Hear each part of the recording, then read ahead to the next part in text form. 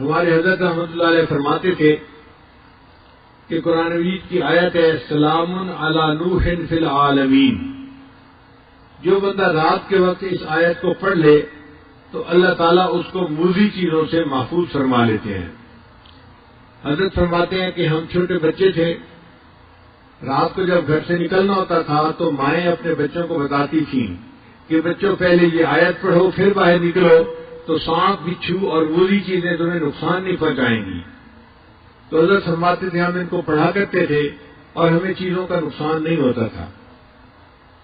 اس آیت کے عجیب اثرات ہم نے اپنی زندگی میں دیکھے ہیں.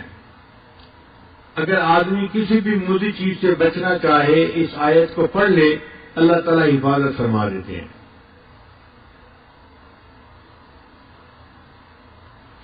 ہمیں سفر میں کئی مرتبہ مشکل پیش آتی ہے.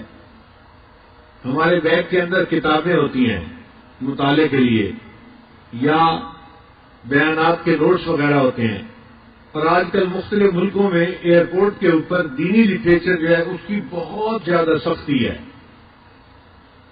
یعنی ایسے تو کسی کے پاس سے اسلحہ نکل آئے تو اتنی سختی نہیں کرتے جتنا دینی کتاب کوئی نکل آئے تو اس پر سختی کرتے ہیں.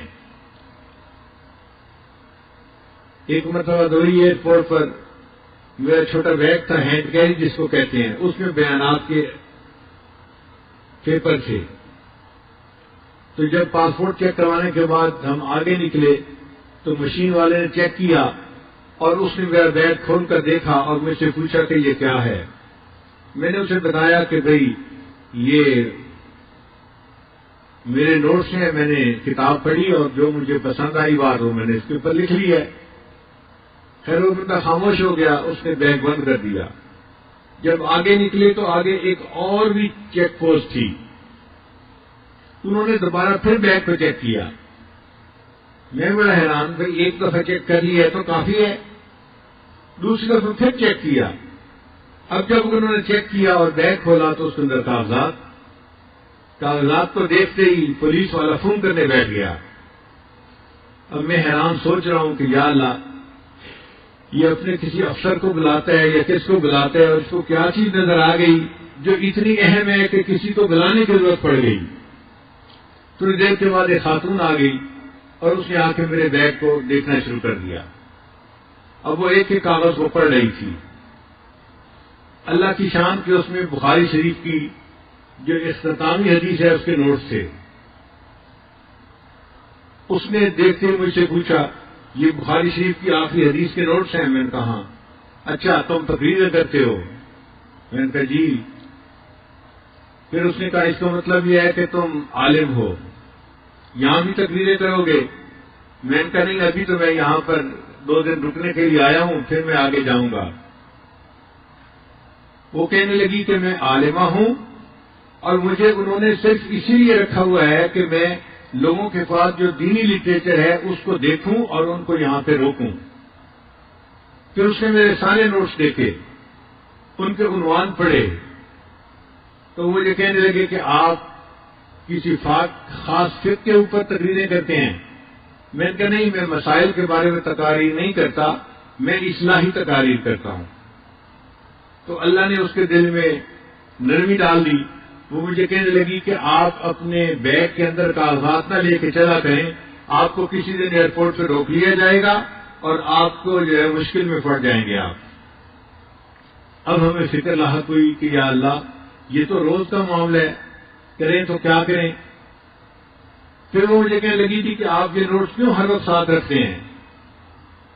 کتابیں آپ نے کیوں رکھی ہوئی ہیں؟ یہ 2-3 کتابیں تھیں. میں ان کا مطالعہ کرتا ہوں ہر وقت بیٹھ کے. پھر وہ حیران ہو کے پوچھ لگی کہ آپ کتابیں پڑھتے رہتے ہیں؟ تو میں نے اسے کہا کہ اس عمر میں اب کتابیں نہیں پڑھوں گا تو کیا ویڈیو گیم کھیلوں گا بیٹھ کے؟ تو اس بات پہ وہ ہنس پڑی، کہنے لگی اچھا ٹھیک ہے آپ جائیں. تو میری جان چھوٹ گئی. پھر اس کے بعد ہمیں پریشانی ہوئی کہ یا اللہ اب ان نوٹس کا کیا کریں؟ ہمیں ضرورت بھی پڑتی ہے، مختلف جگہوں پہ جانا ہوتا ہے، کبھی یہ بیان کرو کبھی وہ بیان کرو، تو نوٹس کا ہونا بھی ضروری اور ہیں بھی پابندیاں. تو ذہن میں خیال آیا کہ ہم قرآن مجید کی اس آیت کو کیوں نہ پڑھ لیا کریں.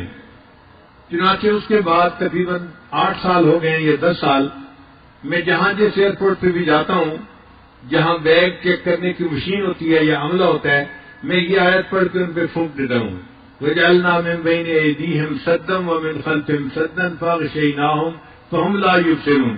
اللہ کی شان دیکھیں کہ پچھلے پھر 8-10 سال میں پھر کسی نے کبھی مجھے کھڑا نہیں کیا۔ تو جہاں آپ کو کسی موذی سے ایذا کا ڈر ہو، اس وقت یہ آیت اگر پڑھ دی جائے تو یہ انسان کو فائدہ دیتی ہے۔ پھر ہم نے اس کا تجربہ اور بھی کیا کہ مثلا ایک بچی ہے، اس کی شادی ہوئی اور اب اس کو ساس بہت تنگ کرتی ہے، اس نے جینا حرام کیا ہوا ہے، یا اس کی نند ہے وہ اس کو تنگ کرتی ہے، تو ہم نے کہا کہ بھئی آپ صبح صبح اٹھا کریں، فجر کی نماز بھی پڑھا کریں اور یہ آیت پڑھ کے ان پہ دم کر دیا کریں، اللہ تعالیٰ ان کے شر سے حفاظت فرمائیں گے۔ ہم نے جتنے بندوں کو یہ بات بتائی 100% اس کا نتیجہ پایا ہم نے۔ ہر بندے نے کہا اللہ نے ہمیں ان کے شر سے نجات عطا فرما دی۔